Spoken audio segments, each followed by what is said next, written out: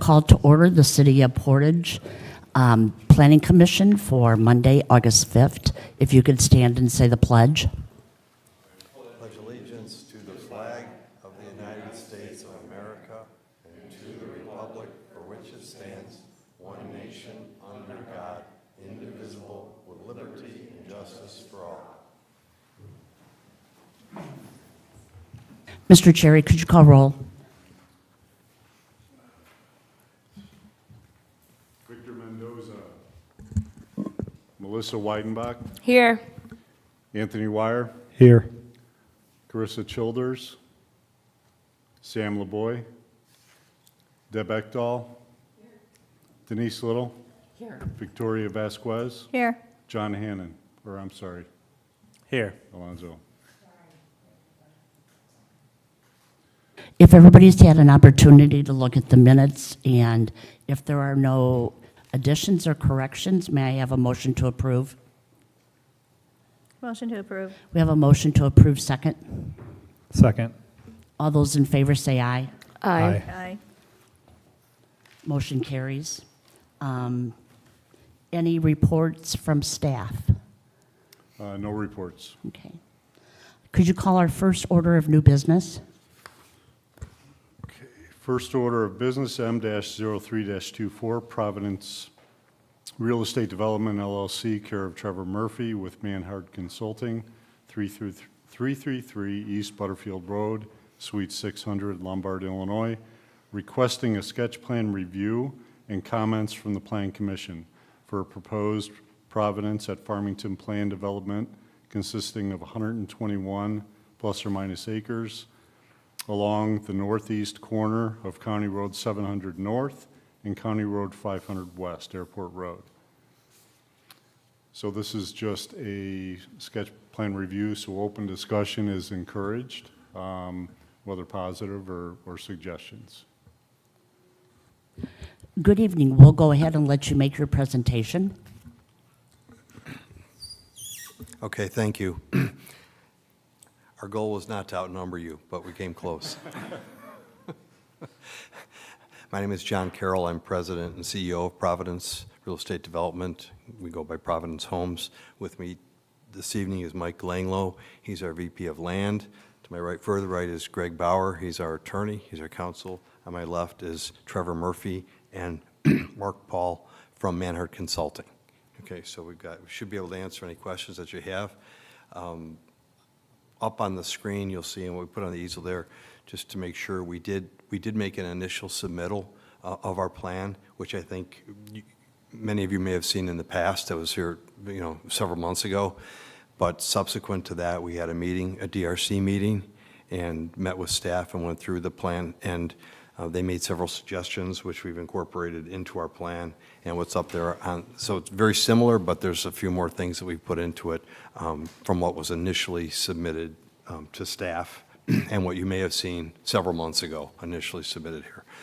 Primarily those things pick up additional open space, a more extensive pathway system within the development, and some recreational areas to go along with it.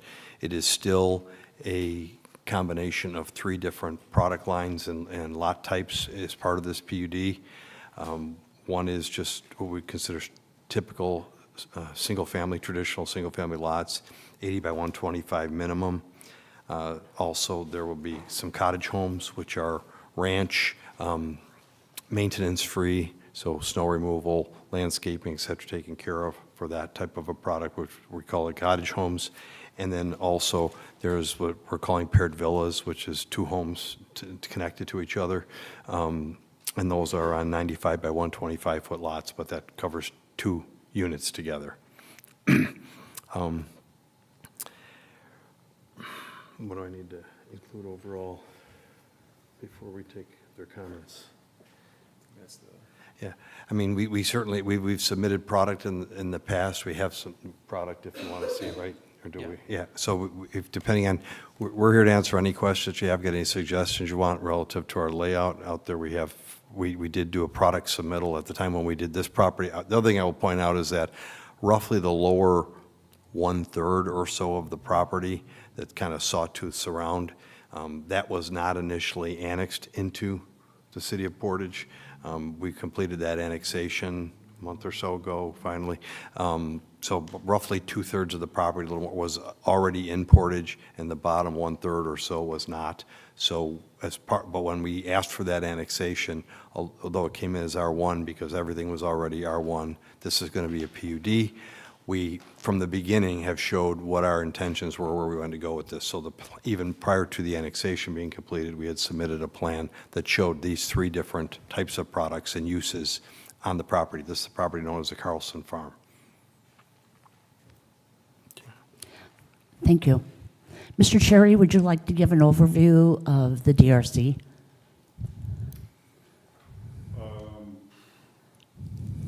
Well, I don't have the list in front of me as far as what comments were.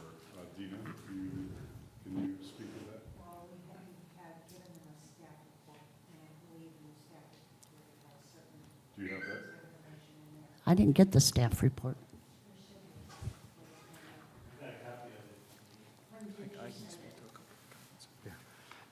And I could have Trevor go through some of the comments that we've addressed here already and that came up, but that would be Yeah, easier you for wanna everybody. do that? I wasn't prepared with that list, so. Yeah, so there weren't numerous, there were a handful of written comments, but a lot of it was discussion and feedback during the meeting. A couple of the written comments were from, we got comments from the fire chief relating to the ponds. He was weary of having too many of the basins being open water, so what we did was, originally we weren't sure our intention, but we limited it to just one open water pond in the northeast corner of the site. We will have, we'll work with the fire chief and staff to provide whatever screening to prevent, to reduce the likelihood of rescue missions, but also provide access for, if, should something occur. There wasn't comment from the Parks Department. All the amenity spaces would be controlled by the HOA or managed by the HOA, so there's kind of an open area right in the middle, Outlot F, that it's kind of right in the heart of the site. That's what we would have as our main amenity area, with some type of playground, the amenities. I think we're still looking to see what you all value, even though it'll still be managed by the HOA, but we worked with Dan Commenda on the location of the lift station and how he wanted that to be placed within the site. We had brought a couple of options and worked with him as far as the placement goes, and kind of the general routing of some of the utilities. Alonzo and John Hannon provided us updated stormwater requirements, which we used to kind of revise our design or create our design. We hadn't really gotten to that point yet. I think that was generally the main, the written comments and kind of summary of where some of these changes came from. The streets department wasn't at the meeting, but the feedback we did get was our initial plan had kind of a handful of cul-de-sacs and that, might not be favorable for maintenance, and we reduced the cul-de-sacs and shrunk a few. I think we eliminated 3 cul-de-sacs and significantly reduced the length of one of them, just looking at practicality and that perspective. So And with that, it created a lot more open space, and we were able to create some buffers to the property owners to the south, kind of by bringing our development up a little bit further north, and creating a little bit more of a buffer to those homeowners directly south of us. Yeah, that was one of the major comments from staff as well, was the cul-de-sacs. Just as far as street department and ease of all that plowing and everything, they've done a great job reducing those, so. Do you want to talk about the pathways? Yeah, do you remember the length of that? Do you know the overall length? I think that's a It's about 3 miles. good feature. Okay, so Trevor alluded to the recreational spaces, particularly the one in the middle, but, so we envision that this combination of both passive and active recreation for these areas. So there would be some play areas, certainly in the area in the middle. We'd like to have a fairly significant play lot type of area, as well as maybe somewhere else in there, because we think it might rate 2 areas of that overall here within the different neighborhoods. But in addition to that, we anticipate that along the pathway system, which is approximately 3 miles of paths, okay, which would be for both walking, jogging, and if you look at it, you can pretty much get anywhere around in the neighborhood within those paths. You can go, if you're a walker or something, you get a good long walk in. We do expect to put in some like stretching stations and things like that, so some amenities that are more designed for like walking and that type of recreation. Would like some feedback from everybody, even on that, from a standpoint of what your thoughts are on it. But we have had some experience with this in the past, and we found that, because this is going to be a neighborhood of 3 different types of homes, different age groups, demographics, for people that want maintenance-free, that may want to do walking, or people that have young children that want to have play areas as well. We want to make sure that we're incorporating all of that into this neighborhood. So, 3 miles is a lot, though, but I really think it turned out great. We're pretty excited about it. Can you tell me a little bit more about the recreational and the playground area that you're anticipating? Are you saying that you're considering things like kinetics stations along that walkway, and what type of playground equipment are you considering for that neighborhood?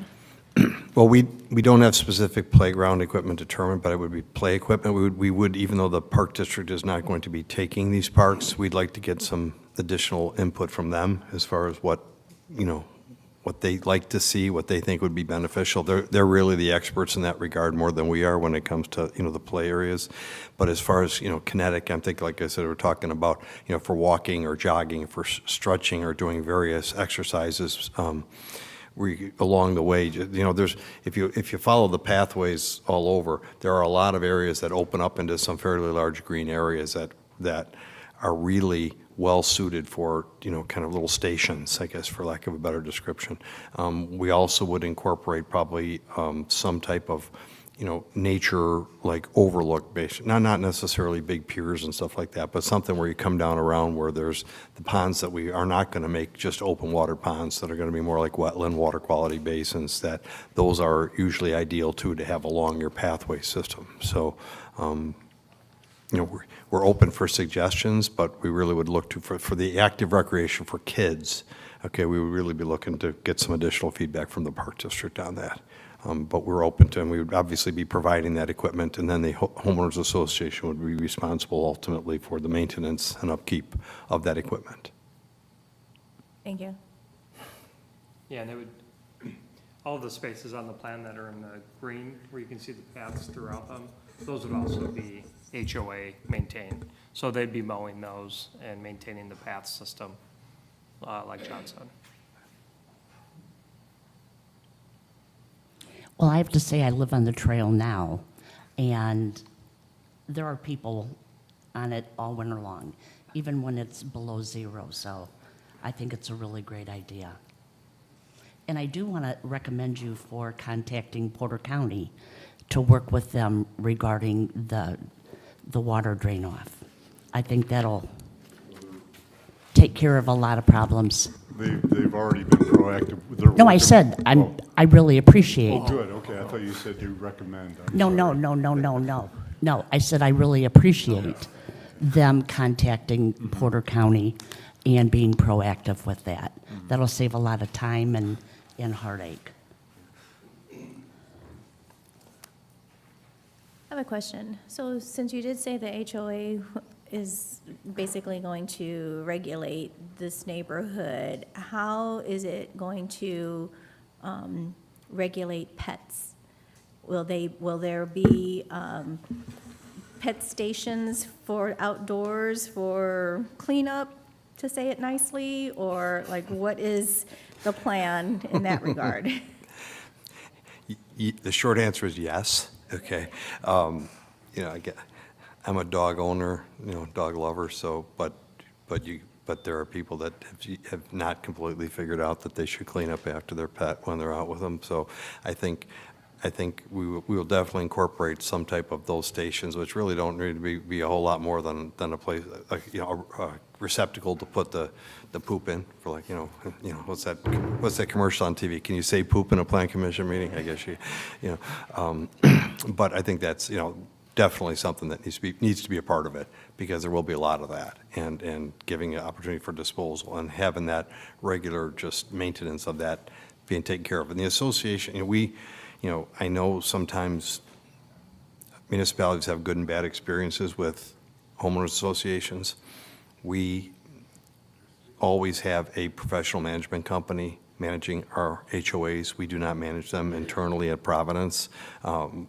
That provides two benefits. One is we don't have to get involved in the day-to-day, but it also gives a degree of separation between us and the homeowners, and that truly their job, they're paid, the assessments and our contributions initially, you know, employ them to do that, and they hire professionals to do the maintenance and do that type of thing, and it's far better, because then you don't get into, you know, we think we build a really good home, but if somebody says, you know, hey, I've had a loose doorknob or whatever, and I'm not going to send in my assessment until someone fixes my doorknob, you just don't get involved in that kind of stuff, because it's like the HOA is the HOA, the manager is the manager of that, and that's that, and your home and your home warranty is a separate matter, and you just get better management. I mean, they do this all the time. They're better at it than we are, so we don't have a problem having a paid management company managing the HOAs.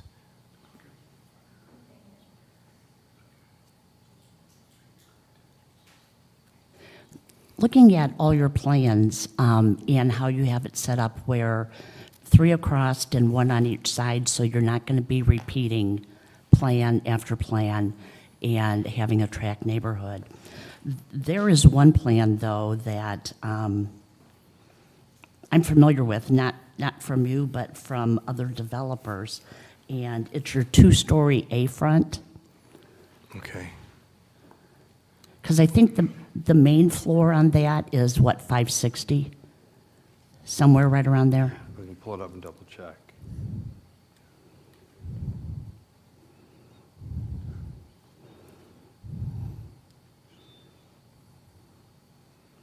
It's about 1,500 overall, right? It's about 1,500 overall. Yeah, for the villas. Yeah. Yeah. Yeah. Does it have a plan name on there? Pardon? The plan name on there?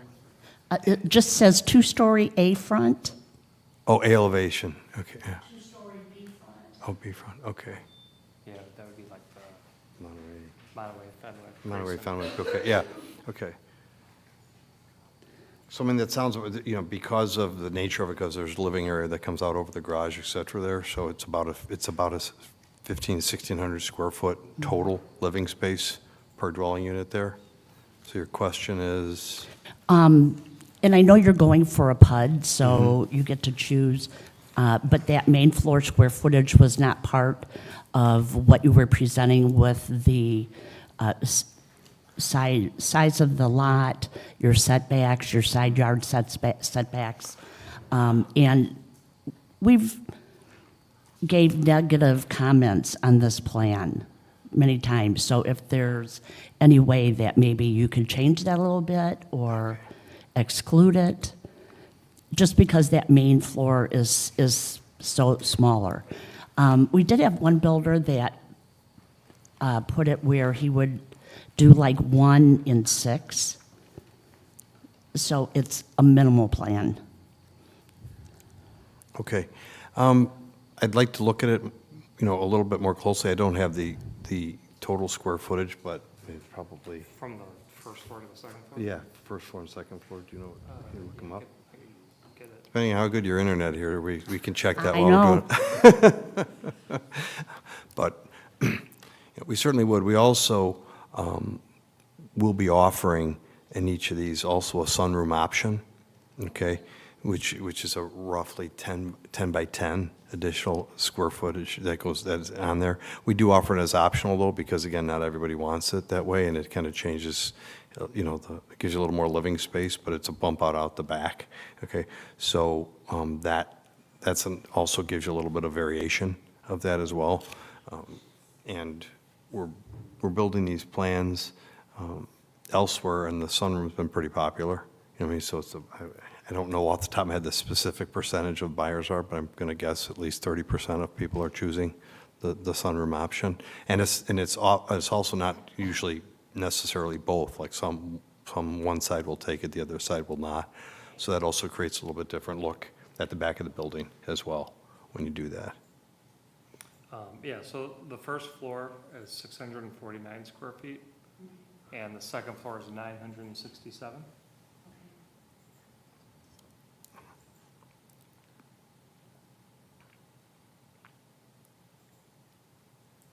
And part of that is the way, differences in housing and homes now. It's like typically there's a loft area up above that is used more for entertaining purposes and more, informally. I mean, I don't have a loft area or an area like that where my kids could grow or people could hang out.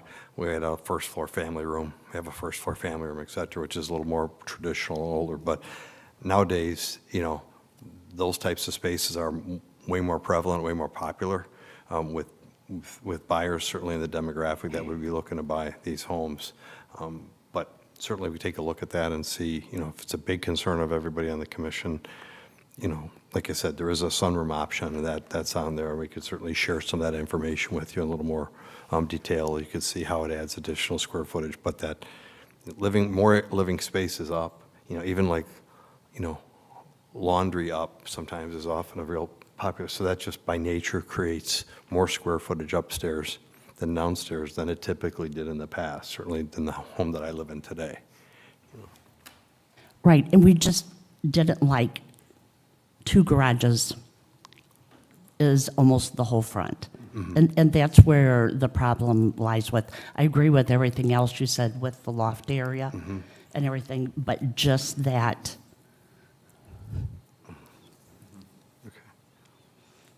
But any other comments?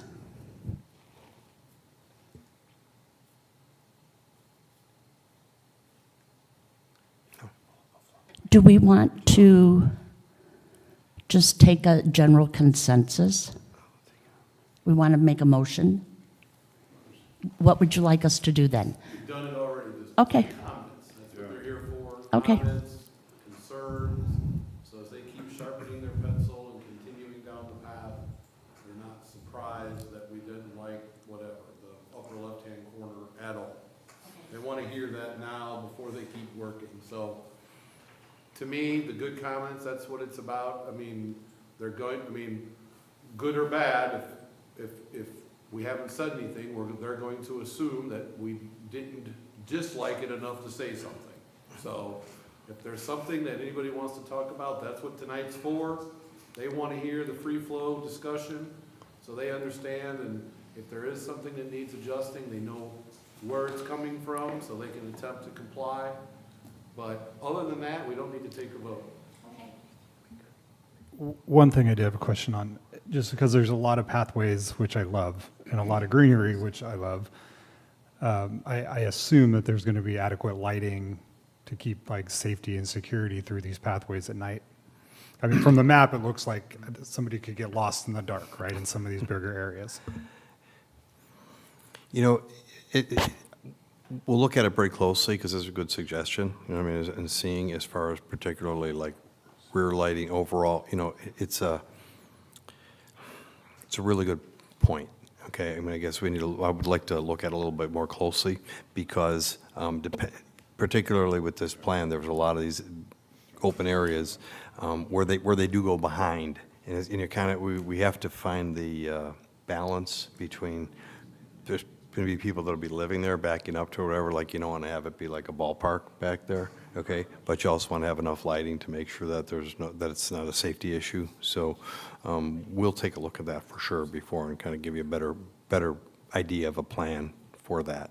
Yeah, the part that kind of caught my eye was, I can't see if that's B up, yeah, so like where B comes down by that, I'm guessing those are some sort of water retention basin or. Oh, down here, okay. No, up. Oh, up, sorry. I'm sorry. So B up, go north. To the right, or no? Yeah, from there up to your left a little bit. And that area, it all seems to be The like the triangle back in the of middle, homes and there's a triangle. pathway and, Yeah, okay, yeah, Out there, with the ponds. yeah. so just, I don't know, something to keep in mind maybe with the lighting. Okay, yeah, yeah, we'll provide a little bit of a lighting schematic going forward for you. That's a real good point.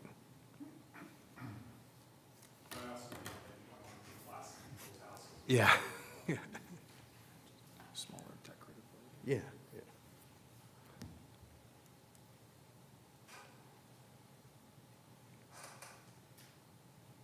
Any, go ahead. Very happy about the playground, because that was my first concern. You're gonna have a lot of kids, so we want to make sure they stay there, and they're not wandering down Airport Road, you know.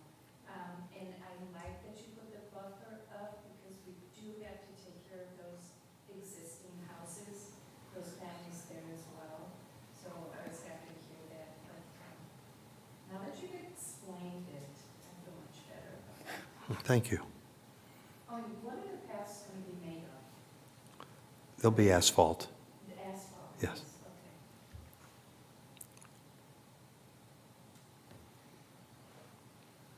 Okay. I've got to say, you guys did a great job with the cul-de-sacs. I was impressed. Thank you. The property kind of, as I described it earlier, sawtooths a little bit, so there's some areas it just makes sense to just kind of build that in and do that. But in any of the areas where we could avoid it and simplify it, we did.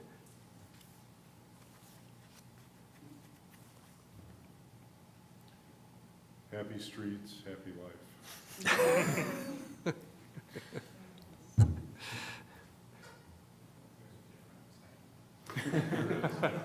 I apply it to a lot. Any other comments? If not, I think we can wrap it up. I appreciate it. I thank you so much. Oh, thank you all for your time. Really appreciated your comments and your time. Thank you.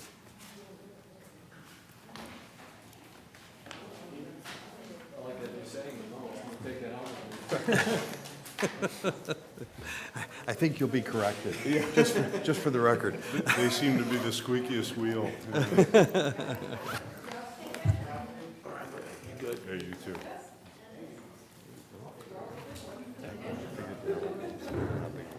Oh, yeah, there was no motion to adjourn, I guess. Good call. Someone make a motion to adjourn. May I have a motion to adjourn? Motion to adjourn? Second? Second. All those in favor say aye. Aye. Motion carries. Thank you.